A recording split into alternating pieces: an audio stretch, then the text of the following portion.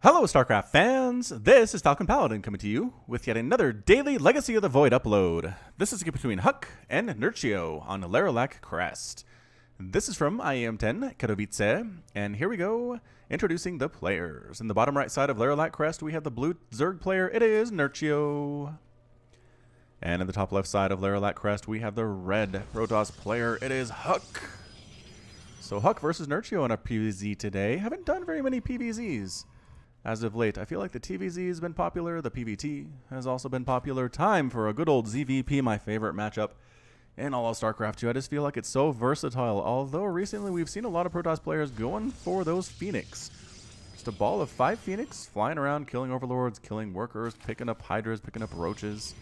Just trying to keep that Zerg swarm down to levels that the Protoss player can tolerate, and then they walk in with a giant ball of death and destroy them. So Nerchio is on the offensive. He's going Extractor into spawning pool here. Sub 1 minute mark. He already has a spawning pool about 50% complete. By 15, I mean 15. HuK is not going for a crazy Nexus first play. He should be alright. Assimilator, Gateway. He's not going a Gateway Nexus. Maybe he knows Nerchio. Nerchio actually does this fairly often. He's not one of those guys that goes hatch first all the time in all matchups. He does like to go for that pool first. He like to get some aggression out, throw his opponent off the scent. And I mean, it's not a crazy one base all-in because there's the expansion. And is HuK going? Wow, Cybercore even.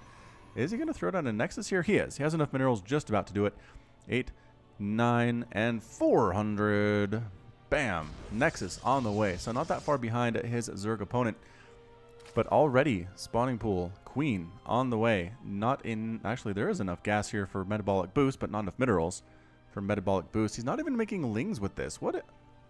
Oh, wait, he is. He's making... here we go. There we go. A set of lings, which is great, I guess. So a set of lings and an overlord. And I don't know. I don't know if he was expecting to see some aggression from HuK and he wanted to be ready for that. But this can't really do too much damage to the Protoss player. Even if HuK had gone Nexus first, 2 lings will do literally nothing to that. Nothing. They can do some shield damage. They can try to kill some probes. But 2 lings will get destroyed by probes every single time by a player who knows what they're doing. And HuK definitely knows what he's doing. So I'm not sure what the opening was for Nerchio unless it was super, super conservative. Super worried about what his opponent was going to do to him. Because he's made 2 lings for it. He's going to chase this probe all the way back home. Anything to save it? Yep, an Adept is here. For HuK, run! Run, lings, run! Can 2 shots happen? Yes, gets the 2 shot, killing a ling. The Adept wakes up in the morning and destroys a Zergling so fast. So fast. Inject, Queen. You can do this thing. There we go. There it is. Well done indeed. Nice inject. Actually, did that Queen throw down a creep to her, or... No. Alright, third hatch coming up for Nerchio. I like this. I like this third hatch, definitely. I see a lot of Zerg players kind of sit on 2 for a little bit too long, I think. And let the Protoss player sit on 2 bases as well. And the longer you're on the same amount of bases as Zerg, the worse it is. The worse off it is for you in the long run. So definitely make sure you're base up on your opponent. Especially here in Legacy of the Void, where each inject and subsequent bloop, like that, gives you 3 larvae instead of 4. So you don't have the ability to necessarily macro up as fast as you used to, Zerg players. You probably know this, but for those of you who don't play Zerg, that is definitely a thing. Lings are going to try to get this Adept and might be able to, I don't know, force the Mothership Core maybe to use a Photon Overcharge, which is 50 energy now, but forcing her to use the Overcharge maybe earlier than she wants to. There's a pylon available for this, but nah, she just wants to use her conventional attack to take down those lings. Third hatch about to pop up here for Nerchio, and the question is, what is the rest of the deck going to be for the Zerg player? There is definitely a Roach Warren. Are we going to see a lair at any point soon? I don't know. I don't know. It's entirely possible. We'll keep an eye on this production tab. A Resonating Glaives upgrade coming up here for HuK, increasing the attack speed of those Adepts by 45%. Is being Chrono Boost too. And a Dark Shrine. Just Dark Shrining in the middle of nowhere here is our friend HuK. Can the Overlord scout this? No.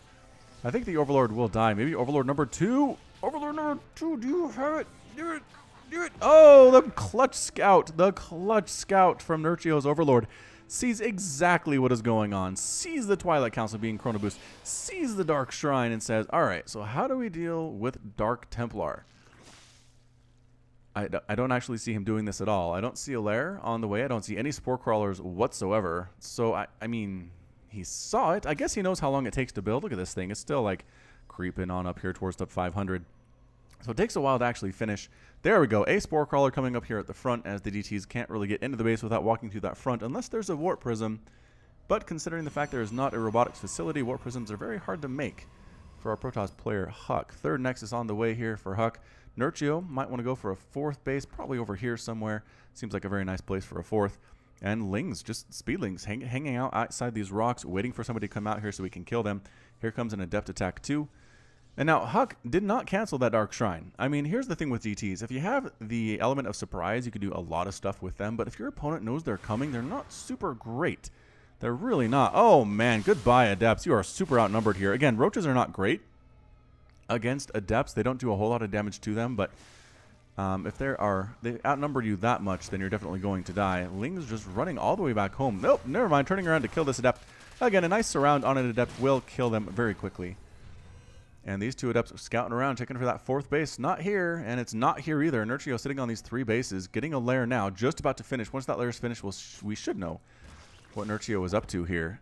It is 51 to 51 Harvesters. Like I said, those injects not as good as they used to be. It used to be if you left a Zerg alone for 5 minutes, or for this long in the game, they'd be up at like 70 workers by now, but not in Legacy of the Void. It takes a little bit longer to get there, which is nice for Protoss and Terran players. Here comes another group of 4 Adepts here, but this Roach Ball is just a little too scary. The Psionic Transfer is good, though, as it allows the Adepts kind of run around, at least fake the Roaches back home so they can't just chase down the Adepts and kill them. If you Psionic Transfer back towards the Zerg base, they kind of have to follow that. Then you just cancel the Shade and everything's okay. So that was a good play there by HuK. Doing it again. The Roaches decide, no, they're going to chase them on back here. Any Roaches, some Lings, and Overseer mixed in too, because, heck, why not? And here comes the attack by the Adepts. But the Roaches did decide to come home. Oh, no, Adepts. Can you get out of there in time? They're trying to split up their numbers. Oh, goodbye, Adept. One ends up dying. Another one here, too. Gonna, I guess, just scouting at this point. Trying to kill some workers. Does have a total of 3 kills, which is nice. Before she dies. This one, too, is actually still alive. Boop, just kidding. Jinxed that one. And so many Roaches here for Nerchio. How many does he have? He has 15 Roaches. With Glial Reconstitution just about to finish at +1 missile attack. And Muscular Augments coming up for Hydra. So he does have some Hydras on the way too. There they are. Immortals coming up for HuK. If you see that many Roaches, you definitely want some Immortals in your back pocket. And Blink for those Stalkers. Because if you make any Stalkers, you definitely want to have Blink too. Why is the army coming home? Nerchio, why are you coming home, friend? Alright, I don't know. Anyway, there is definitely a 4th base coming up.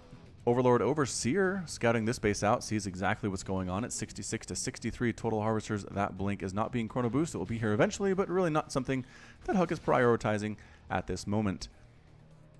Double Immortal. Wow, double Immortal production with that +1 attack coming out of here too from the Forge. The Creep Tumors looking okay. Creep Spread, not the best thing I've ever seen in my entire life, but that's okay. Nerchio is still hanging on. Still trying to do this thing. Roaches, Hydras, 143 to 109 total supply. Nerchio looking really good. I like this composition against what we're seeing out of HuK as a Changeling does get destroyed there. Stalker Immortal, not as good as you might think against Roach Hydra. I guess if the Roaches do get evaporated quickly enough by enough Immortals, the Stalkers can kind of hold their own here, but Hydras are just so good against Gateway units and really good against Immortals too. And Hallucinated Phoenix heading on down to scout things out. I don't know what exactly they're going to try to decipher here because you already knew this base existed. Maybe just going to try to get inside the main, try to catch some of those tech structures, but there's really nothing here to see from Nerchio. There is definitely a Lurker Den. Can that get scouted out? Ooh, I don't know. Did see the Hydra Den, did not see the Lurker Den morph. Oh, not looking good here for HuK. All right. So HuK's moving on in 170 to 140, or 140 to 175 total supply. Single DT in the front. And is it going to die here? Where's that Spore Crawler? Where's the Overseer? Oh, what is going on? The super delayed DT. Actually hanging on pretty well here, but look at this. Nerchio can see this. He sees what's going on. Or he did. Is there seriously not? Alright, so there is a Spore Crawler here. A big attack up there. Going to take out an Extractor, but huge assault. Corrosive Ball is being tossed on down. I don't know that HuK likes that angle of attack. This DT does finally get cleaned up there. This one as well is getting actually surrounded by workers and then killed by a Queen, surprisingly enough. Another attack here forcing HuK back, but 8 workers were killed at 63 to 56 total Harvesters. But Nerchio did not lose this base. That's exactly what he wanted to avoid, avoid losing the base, and not losing the base is what the goal was here. Blink Stalker gets a shot off, blinks on back home. An excellent reaction time there by HuK. Over 300 APM on average for HuK, 292 for Nerchio. thus far in this 10-minute game. Mothership Core might just get sniped down immediately here. No time warps. Actually, enough to chase the Hydras back. They don't really want to engage. They do have that muscular augments increasing their attack range. They have a range of 6, which is great. Stalkers have a range of 6 as well. So having even range there is excellent. Changelings marching on in here by Nerchio. Just seeing what's going on. HuK is spreading his units, actually. Does he expect lurkers anyway? I mean, again, he doesn't know there's a lurker den. He hasn't seen any lurkers, but I guess splitting your units is just good anyway, just for concave purposes. So it's kind of stuck on 3 bases is HuK. He doesn't really want to go anywhere right now. It's 166 to 200 total supply. Nerchio is maxed out. There it is, 205 total supply even with that lurker creation. Even worker count there too. And can Nerchio make this thing happen with Roach, Hydra, Ravager, Lurker, +1 missile attack, +2 missile attack on the way? Is that +2 melee? It is, +2 melee as well. I don't know if he has any lings, but +2 melee is nice if you're going for ultras eventually. Get that inject off. Queen, you can do it, I believe. No, not going to happen. That's all right. Blinkstalker takedown and Overlord. Nerchio actually supply blocked a little bit more. 201 out of 192 total supply. Kind of fun. Immortals trying to sneak in by themselves. Immortal Adept play. Lurkers burrowing on that low ground, but no. HuK knows better than to attack into that. Blinkstalkers try to come over here on this way as well. Lurkers trying to burrow in. One manages to burrow, but doesn't even get a spine up with that blink attack. He gets out of there. Nerchio trying to head these guys off. Oh, is there a blink available here for these stalkers? Yes, just in time. Just in time for HuK managing to escape. 190, 200 to 174 total supply. Here we go. No storms available for HuK. No Colossus. I don't know about this. Gonna go straight Immortal. I don't know. Man, I really don't know. Corrosive Bile is thrown and tossed down. It doesn't hit anything. Again, forcing HuK back, performing its zoning function. Changelings for Nerchio sitting on his own creep. Not exactly what he wants them to be doing, but that's okay. +3 attack. Is that +3 attack just now finishing? It is just about to finish here for HuK. That is so nice against Zerg. It really is. It brings your Immortal attack up to like 65 or something. It's crazy, crazy good. Sneaking along this edge here is Nerchio saying, you don't want to engage. I will force you to engage by threatening one of your nexuses. And here comes the double photon overcharge. One pylon dies almost immediately. Can the Hydras take down this Mothership Core? They do. And just going for the base race here is HuK. Can attack into this. Going to lose that Nexus, and the Blinkstalker is going to try to kill all your stuff in response. Heading all the way back home here as Nerchio does not want to lose that hatchery. It's getting focused down, though. And again, the +3 attack not quite there yet, but it doesn't matter. The hatchery ends up falling. What is this? Adepts walking into the main base. Hydras and Queens trying to kill them, too, and heading back on home. So both players do lose the base. At this point, Adepts sneaking on in, trying to kill a ton of drones here too. 55 to 47 total workers. 13 drones kill there. Another big attack with these units, but the Roaches and the Hydras and the Ravagers doing a great job just against pure Blinkstalker. Archons are mixed in for some splash damage for HuK. I like this. Oh, but walked right on top of the Lurkers. You don't want to do that. You really don't want to do that at all. Some Hydras trying to snipe stuff. Roaches trying to do stuff too, catching one of the Immortals, or rather Archons, out of position. The Archons dying immediately. A little bit too slow. They do hit hard, but they're just so hard to control to get them out of there fast enough to deal with a quick Zerg swarm, especially if the Zerg swarm is on their own creep. A Hive on the way for Nerchio. +1 melee attack, or melee, +1 armor. Ground Carapace coming up too for a Nerchio. And Nexus about to finish. Hatchery getting replanted for Nerchio. I think HuK might have won that engagement. Actually, resources lost 6,700, 3,000 gas, and 6,100 minerals, and 1,400 gas lost for Nerchio. So actually Nerchio not losing too much by way of gas income, which is interesting. Usually we see Zerg players losing a lot of that there. And actually, is he triple expanding? Yeah, basically triple expanding here. This one is just finished for Nerchio. Going to go ahead and try to get this thing done and then triple expand on the back of it. Does not like this angle at all, though. And holy million lurkers, though. Is HuK going to attack into this anyway? He might try to attack into this anyway. Spines are destroying everything on that front line, though. The Hydras are being protected fairly well. That +2 attack is there. 14 damage, which is excellent. There's that Immortal with that 65 damage versus armored. And guess what? Lurkers are armored. So if Immortals can see Lurkers, they are pretty good at cleaning them up. It's just they take damage as well from the Lurker because Immortals are armored as well. Spining from that high ground, actually going to catch an Immortal. No, the barrier engages. The Lurker does get sniped down anyway as soon as that barrier pops on down. A Changeling is holding the Xel'Naga Watchtower. That is actually definitely one of Nerchio's. Trying to come in from both angles here and clean through all of these Lurkers, but engaging into Lurkers is not a good idea. HuK, don't do it, and he backs out. And he backs out here. Hydras are trying to just kind of dance around, pick off individual Stalkers as they can. Walking into these spines seems so dangerous for HuK. Losing a couple Stalkers there for no problem at all. Lings dancing on into this base here too.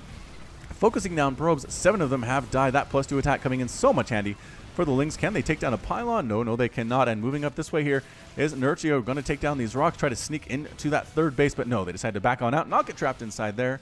Is the army here going to move forward? It's a bit of action everywhere right now on this map, although Nerchio has been left alone for quite a while, which does not bode well for HuK at all. Lings come back in here again, take out both pylons. Lurkers trying to siege forward, getting a lot of huge hits on all of those Stalkers and all of those Immortals. But backing out here is Nerchio. HuK trying to reconsolidate his forces, blinking forward with his Stalkers here too. 172 to 139 total supply. Not looking good. Not looking good for our Protoss player at all. Yep, goodbye there, Adepts. Thank you for playing. Completely annihilated there. Another Changeling here for Nerchio about to expire. I wonder if HuK's going to see it first. It doesn't matter. Expires about the same time. Such a gross animation. It always makes me go bleh. Bleh, I say. Alright, so no more upgrades coming up here for Nerchio. He's very happy with his +2, a +1. And same thing here, I think, for HuK. He does enjoy very much his +3 attack and nothing else going on. Trying to sneak on in, take out production facilities. Always nice to get gateways of a Protoss player. Trying to defend it and zone out HuK's ability to defend or go against this and save his buildings with 100 million Lurkers. This is just insane. Now he's going for it, though. HuK walking right on in to this attack. It's going to be very close, though, but the reinforcements from the top side coming here from Nerchio, and that's it. A GG from HuK. HuK is defeated, Nerchio is victorious, and HuK has left the game. Wow, what a play indeed by both of these players, but Nerchio just a mass lurker, and again, HuK did not go Disruptor, did not go Colossus, did not go Storm. These are three things that are very good against ground composition armies from Zerg. That's exactly what Nerchio did. Went for that ground, did not even get a Spire whatsoever, so Phoenix might have been good too for HuK, but he went for the Stalker Immortal Archon play with Adepts mixed in there as well, and Nerchio just countered it. I mean, as hard as you can. I think the Lurkers were the MVPs of this game. In the end, he had how many? 17 Lurkers on the field. He lost 10 of them. He beat 27 Lurkers in this game and still had about 1,000 gas left over. So just incredible play here by both these guys. But Nerchio takes the game, takes our ZVP for the Z race on this day and wins it. So that's it from me. This has been Falcon Paladin with yet another daily Legacy of the Void upload. Go ahead and hit that like button, hit the subscribe if you like what you saw and what you heard today. You can also catch me on Twitter and Facebook, both at /Falcon Paladin.